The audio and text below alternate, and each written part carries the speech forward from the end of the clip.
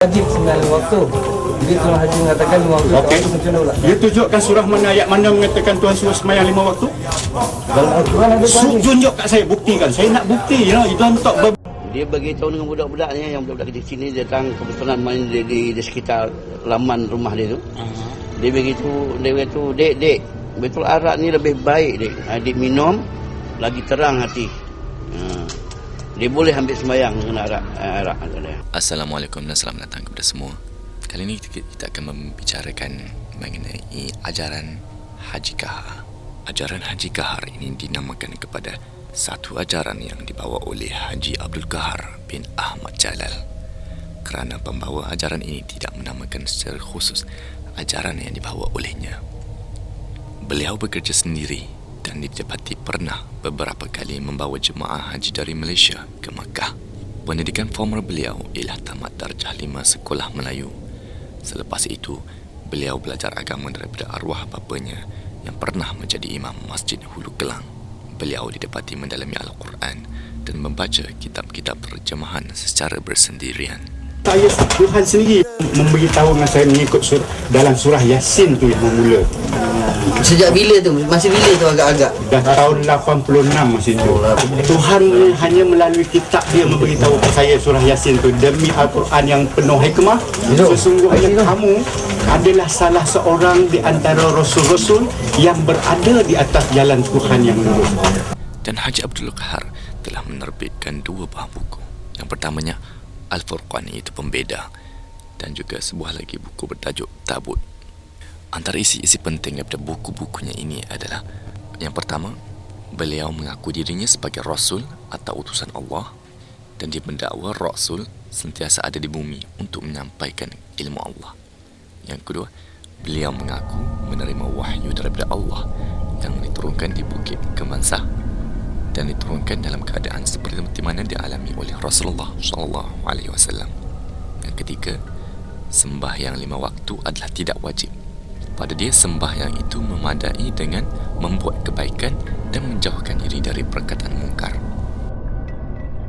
Tapi insya-Allah lah yang Haji Kahar tu benar-benar Rasulullah, yang Tuhan kami benar-benar Maha Agung dan bertahta di atas arsy. Dia akan buktikan yang dia Maha Pelindung kepada Rasul dia, kepada orang yang beriman pasti. Pasti. Dijamin. Keempat, dia tidak percayakan Al-Quran yang ada sekarang ini sebagai Al-Quran yang sebenarnya. Pada dia, Al-Quran yang ada sekarang adalah sebagai catatan sahaja. Al-Quran yang sebenarnya berada di atas langit, iaitu di Lauh Mahfuz.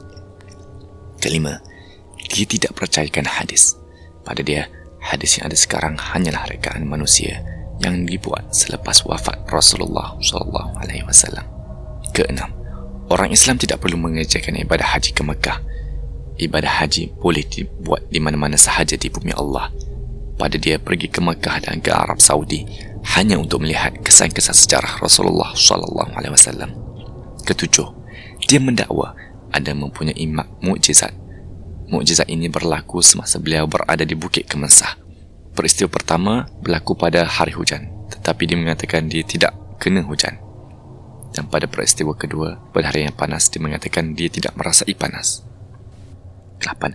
Istilah air di sisi Allah ialah petunjuknya atau ayat-ayatnya. 9. Istilah tanah di sisi Allah ialah akal dan fikiran yang digunakan dengan baik, benar lagi adil. 10. Puasa artinya berpuas-puasan. Dan banyak lagi isi-isi kandungan dalam buku yang dihasilkan oleh Haji Kahar yang membawa kepada aspek kesesatan. Haji rasa mewakili Indonesia sajalah. Bagi kaum saya, kaum Melayu.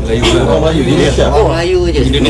Termasuk Indonesia, dia orang faham bahasa saya. Untuk Melayu. Kalau macam tu dalam surah Yasin ada Rasul Melayu ada Tuhan kata setiap kaum. Bermakna Tuhan tak list kalau satu-satu kaum tu tinggilah Quran dia payah baca pakai tangga nanti. Dan ayat-ayat yang memeningkan begini, yang berbunga-bunga sebeginilah, yang mengatakan bahawa tanah ini bermaksud demikian, solat itu sebenarnya bermaksud begini, puasa itu adalah sebegini. Dan ini membawa maksud-maksud baru yang kadang-kadang menyebabkan anak muda yang naif terasa terpegung dan terpesona dengan ilmu yang baru yang mereka perolehi ini. Dan mereka merasakan minda mereka telah terbuka. Dan ketahuilah anak-anak muda yang naif, cara membuka minda seorang manusia, terutamanya anak muda, adalah banyak. Kalau korang lihat bagaimana cult di seluruh dunia muncul, teknik-teknik ini digunakan oleh mereka. Teknik grooming ahli-ahli baru sehingga menjadi taksub digunakan oleh mereka. Kadang-kadang ilmu yang mereka sampaikan disaluti dengan pelbagai, dan korang terpesona dengan apa yang disaluti tersebut. Tapi yang penting ialah asas di dalamnya. Buang segala salutan tersebut dan korang cari mana ilmu yang sebenarnya. Adakah ilmu itu adalah ilmu yang benar? Itu sahaja. Persoalkan benda tersebut dan korang akan ketemu kebenarannya. Satu dunia mengaku ikut Allah dan Rasul, tapi dia tak pasti dia ke syurga. Tuhan kata dalam Quran An-Nisa ayat 13, siapa mentaati Allah dan Rasul pasti di syurga. Macam abang pasti Rasul ada segala mata. Kita dia orang mana ada Rasul? You ikut Rasul, jangan you ikut. Mana you punya proof? You said you bring the proof. Kalau you the people. where is the you punya Rasul? Sebelum kita gelakkan dia nanti. Kita gelakkan dia. Allah masuk surga. Dah tentu punya. Dah dijamin tu, Rasul jamin dah. Rasul jamin kita.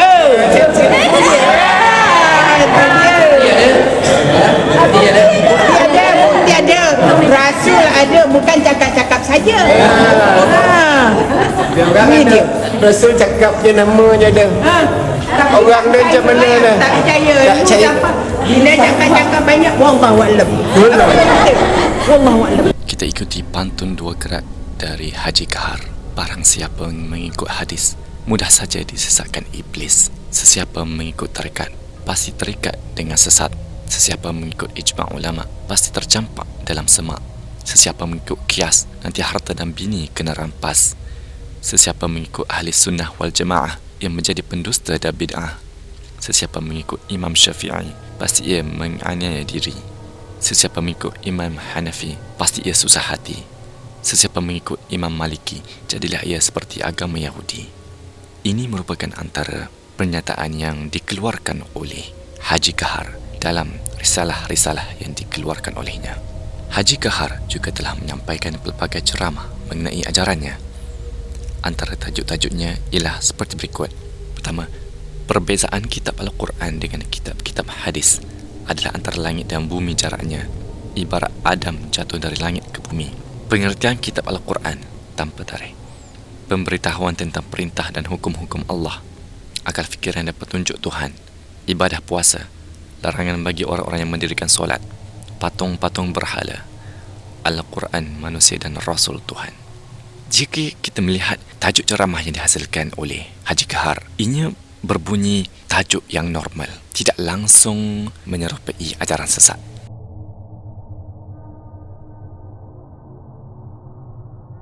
Jadi Tuan Haji mengatakan 5 waktu. Okey. Macam mana pula? Dia tunjukkan surah mana, ayat mana mengatakan Tuhan suruh sembahyang 5 waktu. Dalam Al-Quran ada Tuan Haji. Tunjuk kat saya, buktikan. Saya nak bukti, you don't talk berbeli dengan saya. Lepas tu saya nak pula Tuan Haji buktikan yang mana dalam ayat Al-Quran yang melantik Tuan Haji jadi Rasul. Itu surah Yasin, surah Rahim ayat 4. Ya, Nama Tuan Haji ada itu. itu kata-kata siapa? Itu kata-kata Tuhan. Kata-kata awak lebih benar atau kata-kata Tuhan lebih benar? Kata-kata Tuhan lagi benar. Kenapa Tapi awak tak percaya? Nabi Muhammad dilantik. No, Tuhan don't talk ada. bullshit lah, brother. Please. Okey. Ya, sebab saya boleh mengeluarkan manusia daripada kegelapan kekafiran kepada cahaya keimanan. Itu sebab tak dapat masuk syurga tadi kalau saya pasti Tuhan yang menjanji. Tadi Ya. Tuan Haji kata surah Yasin tu merujuk pada aku tu Rasul. Macam mana Tuan Haji pula fikir aku tu adalah Tuan Haji sendiri?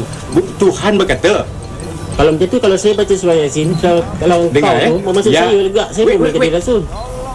Tuhan berkata, ada ke Yasin tu turun dekat kamu? Turun pada semua sekarang semua. Mana you tahu Yasin turun kat kamu? Yasin turun kat saya, bukan kat kamu.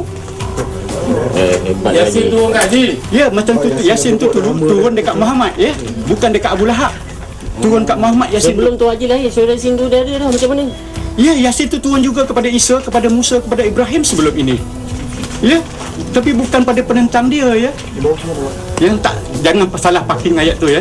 Nanti tak function, dia tak live ayat tu, ya.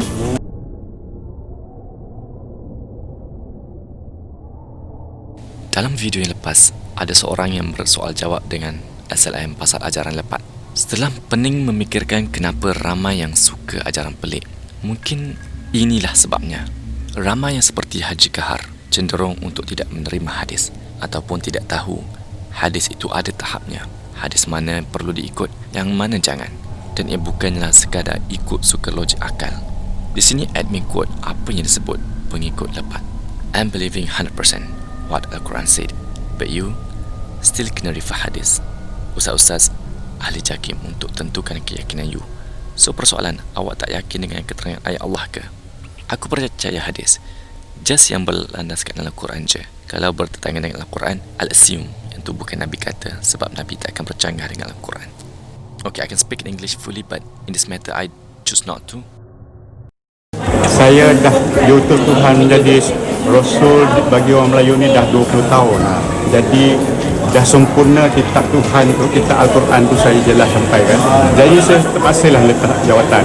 Sebab tak ada apa lagi yang nak saya sampai, dah sempurna.